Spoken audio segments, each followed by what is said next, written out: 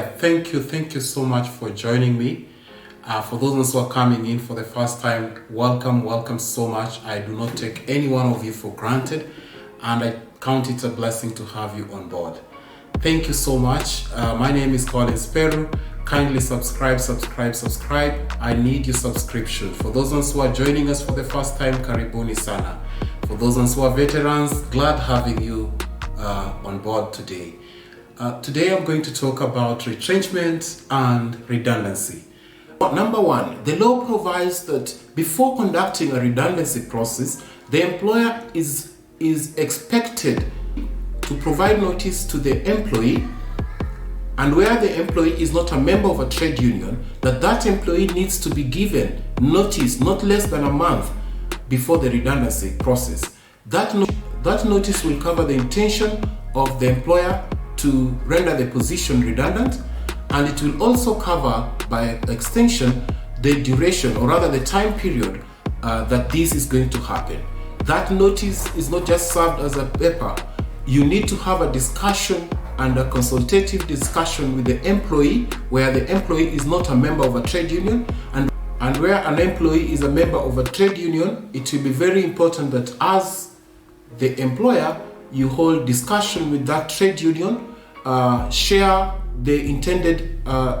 information about the intended redundancy process, or rather the intended redundancy.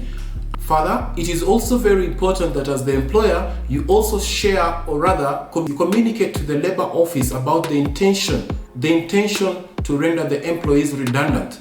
In this letter that you sent to the Ministry of Labor, it is very important that you put the specific positions that are going to be affected, the number of people that are going to be affected, the procedures that you're going to take, the duration that you're looking at, and if necessary, the cost implication for the entire process. So another thing that is very important for employers to consider when conducting redundancy, it will be very important that you have a selection process.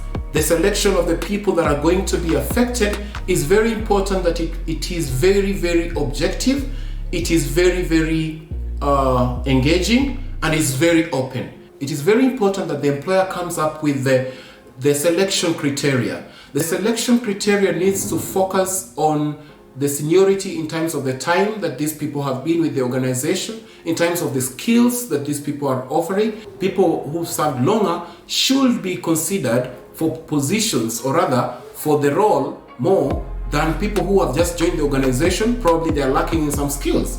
That is something that as an employer you need to consider. Very important.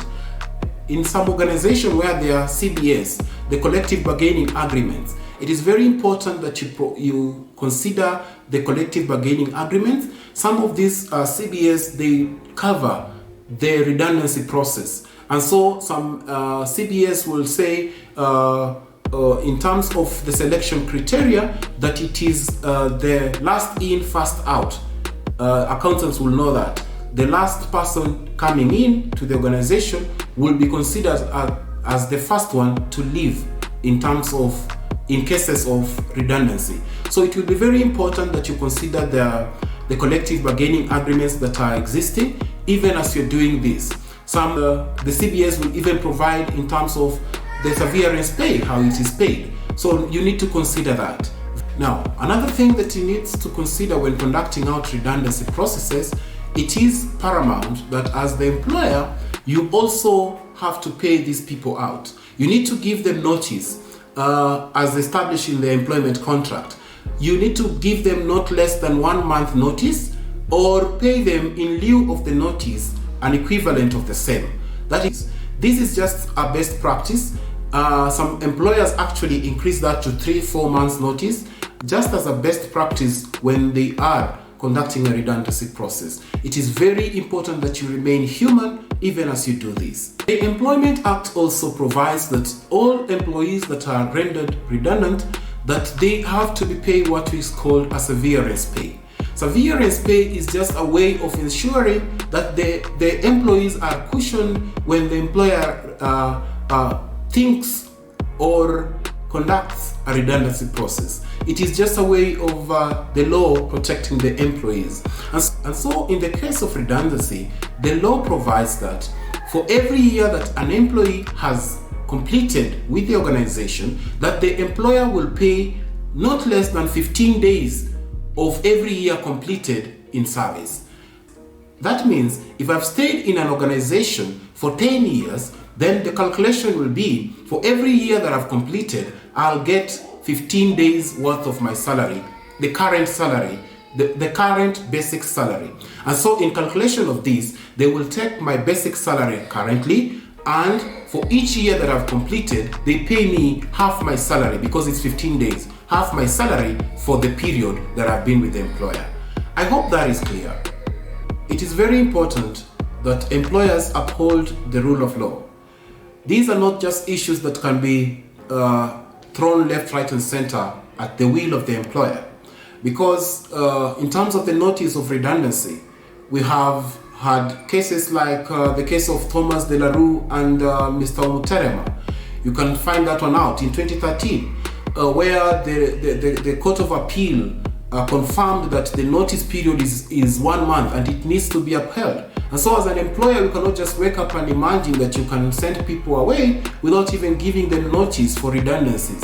Very, very important. This was also repeated in the case of Combok High and Panal freighters, where we find that the Panal freighters did not follow the procedures of conducting a redundancy process. The notice period was flawed. They did not give the notice. They did not give the notice to the labor office. And the court of law found that the employer was at fault. And so it is very important as an employer that you follow the procedures that are laid out in the Employment Act.